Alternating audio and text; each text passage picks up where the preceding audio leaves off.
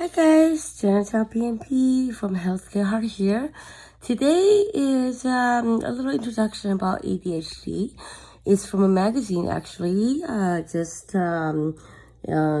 SPC special for May 17th. The book is called ADHD, A New Understanding. So now I'm just going to read some of the passages and I'm going to actually explain how I deal with my adult ADHD. So ADHD is one of the most prevalent childhood disorders. According to the Center of Disease Control and Prevention, CDC, more than 6 million kids in the United States have been age of 3 to 17 have been diagnosed with ADHD. That might sound like ADHD is an epidemic in the making, but many experts believe it is more a reflection of how medical community has become better aware and educated about ADHD, as well as how much the stigma around mental illness has been lifted among the general public. The criteria for diagnosing ADHD has also evolved too, and recently the DSM-5 are actually notifying for testing for ADHD. So criteria for diagnosing ADHD have been evolved too, and are more likely to apply to kids who might have been missed before, such as those who don't have stereotypical hyperactive symptoms. Now, the number of adults who have been diagnosed with ADHD has also been on the rise. Currently, the CDC estimates it affects 4.4% of the adults, which is not much actually if you think about it. Since ADHD has traditionally been been thought of as a childhood disorder, many adults grew up at a time when adult ADHD was less recognized. The disorder, I hate that word disorder, it's not a disorder. The symptom, let's say, may not have been identified until much later in life, if at all. Adult ADHD is also trickier to diagnose, since adults might express ADHD symptoms differently than kids, and they're becoming more adept over the years and finding work around that help them to get by. Adults with ADHD are also more likely to have other conditions that might overlap with ADHD, such as depression, anxiety, or in women, premenopause, which is something new for me to understand. Now, I'm going to tell you guys how I deal with adult ADHD and what I think. And Dr. Barkley, please correct me if I'm wrong. This is just something that I have it took me 20 years to get my dosage right and know how much I take, how much I need. I take it. Okay, let's start from the beginning. Adult ADHD, I was tested when I was in Taiwan. I was actually in a gifted program because our ADHD wasn't recognized in Taiwan so much at that time, or in Asia in general, but now it is on the rise as well. To be honest, it's not a disorder, it's a superpower, because I wouldn't have been in the gifted class with ADHD and be the only one out of 6,000 people in the school that passed the grade, the provincial exam, so the whole entire Taiwan province, the exam to skip a grade. Adult ADHD is, it is tricky to diagnose. However, if you find the right psychologist to,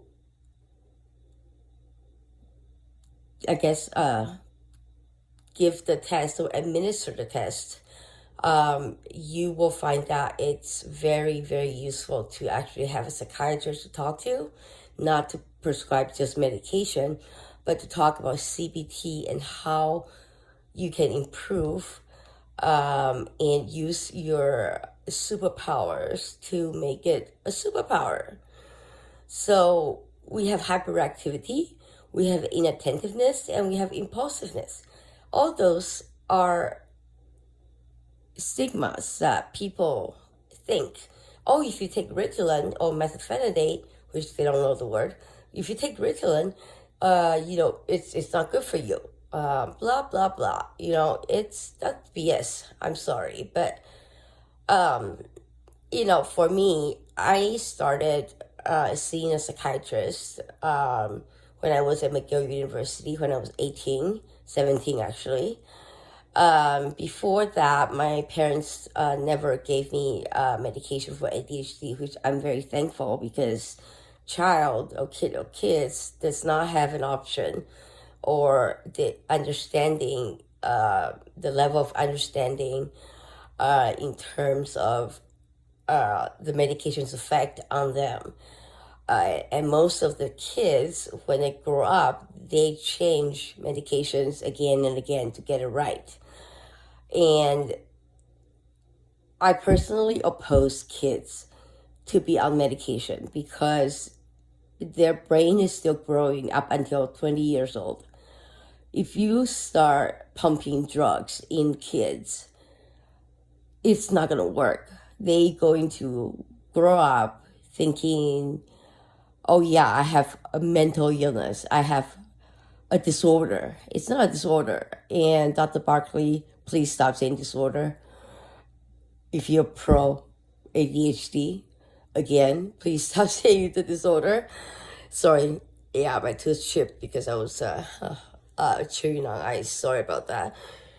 So how I deal with adult ADHD is mainly through CBT. I talk to a psychiatrist if I have any problems or anything, not medication-wise.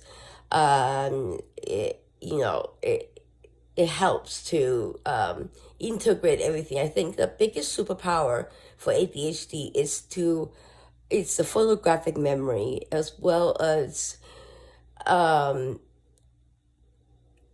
remembering everything that you have heard, you have read, you have listened to, you have talked to somebody about, and then suddenly you can integrate everything all together. And I think that's the most amazing part about me having ADHD.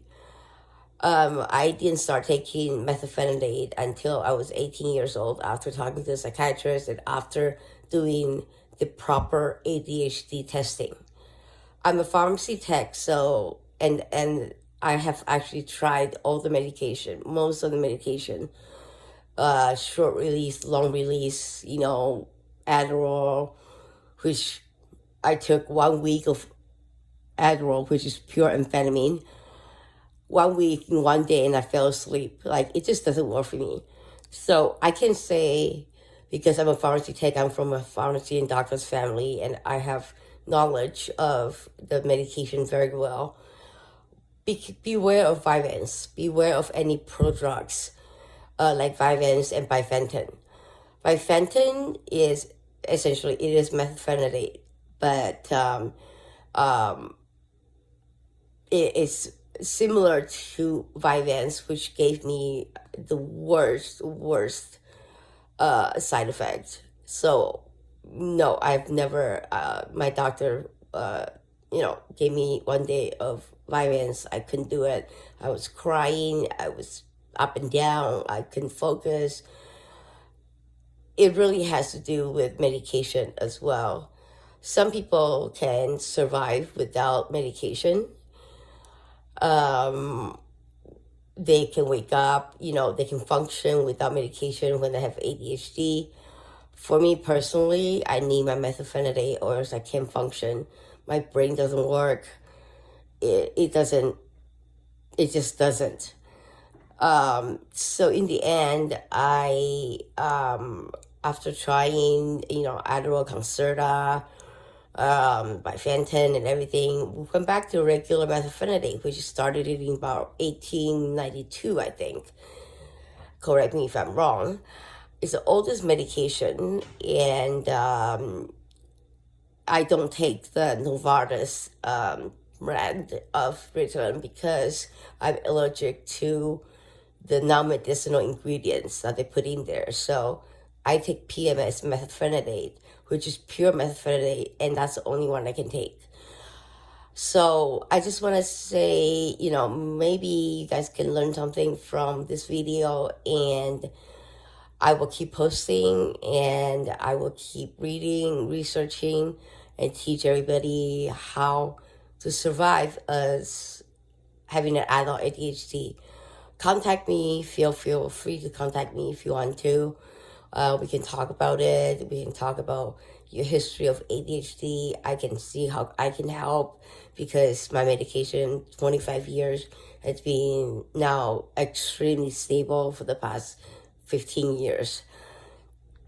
And with my fibromyalgia, it is difficult to focus because of the pain, but the methylphenidate takes the pain away, and it allows me to focus and hyperfocus as well.